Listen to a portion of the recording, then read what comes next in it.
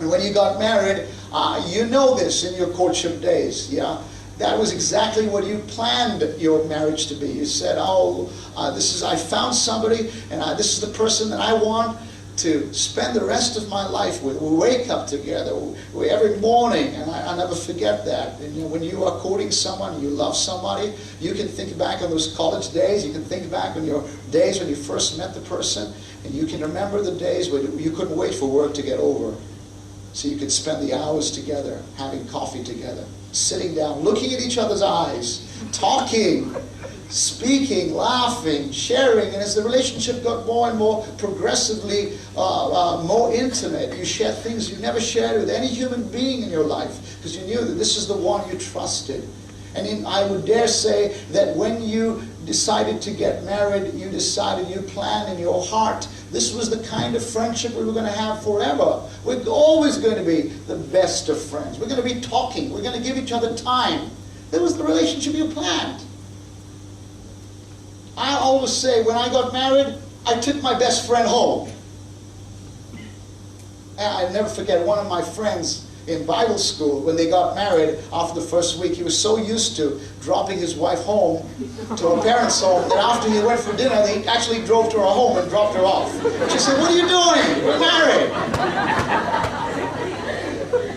And whenever I talk to people who are recently married, I say, "It's so funny, isn't it? You're married now." And they say, "Yeah, the first few weeks are so funny. We wake up and there we are. We're married. Lifelong." You know what? You always dreamt that it would be that way.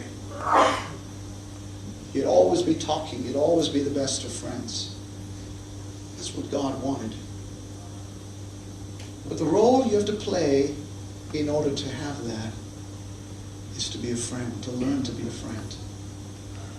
Solomon said in the Bible, in Proverbs chapter 17, verse 17, he said, "There is a friend who loves at all times, and a friend who is born for your troubles." And I can't think of a better person than your spouse. A friend who is born for your troubles. In other words, when you're in trouble, that's when you find out where your friend is. Somebody said a friend is somebody who walks in and stays in when the whole world is coming around and crashing out. I was thinking of this picture. It's a beautiful picture this month that we had in Hawaii remember when the earthquake took place. There was a man and his wife was crushed, was under rubble for 8 days. They were both Christians. And his wife was under rubble. I think it was a mall or a shopping place. And under the rubble. And CNN was broadcasting this.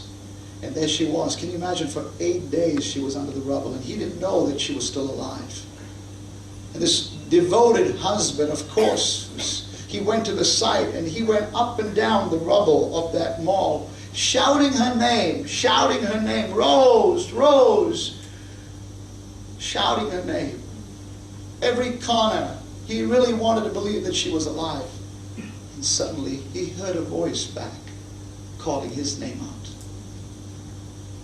And for 8 days, this woman stayed under the rubble without food, without water, not knowing whether she was going to make it. Can you imagine that? She was a Christian, and she was praising God and singing songs, waiting for the rubble to be removed. And one time it looked like she was not going to make it. But there was no water. And he stayed there at the site, day and night. And one day when he had to be taken away just to get some medical help for himself, he heard the wife saying, "If I don't make it out, tell my husband I love him." It's a friend who loves at all times. That's the kind of friend you need to be. That's the kind of friend that we all need to be. I'm praying this marriage seminar will challenge us to understand this kind of love. I heard a story. Dr. E.V. Hill, he's a very godly pastor. He came to speak in Baltimore one time. He's a large church of 20,000, 30,000 people in Los Angeles. And he one day was preaching. There was a rioting in the 1960s in the Los Angeles area. And because of the rioting, and the Hispanic community around his neighbors were actually going into shops and shoplifting and taking out things. And so from the pulpit, he was sharing how that was wrong. And his condemnation from the pulpit and teaching actually drew people's criticism from the neighborhood. And some gangs decided they were going to kill him. So one day, the phone rang in the pastor's house, Dr. E.B. Hills. And he picked up the phone. And there was a voice on the other hand. And without a word, he put the phone down. His wife Jane was sitting at the side, and she realized something was wrong. His face looked strained, very somber. She said, what happened? What was that about? And he said, oh, nothing. But she knew her husband. She knew his heart. She knew something was troubling him. So she pressed him. Finally, he told her, someone threatened to blow up our car with me in it.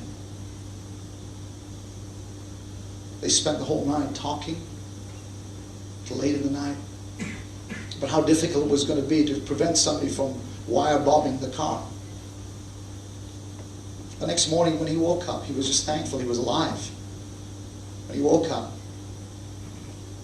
he couldn't find Jane. He looked out his window. There was no Jane and there was no car. So he went out on the street to look for her. And a few minutes later, he found her driving, coming in the car with her night robes on. He said, where have you been? I've been concerned about you.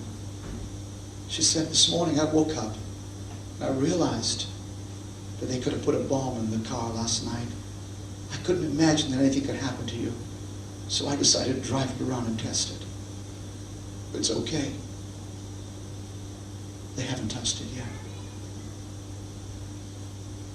That, my friends, is love. That, my friends, is what it means to be a true friend. That kind of love. It's amazing.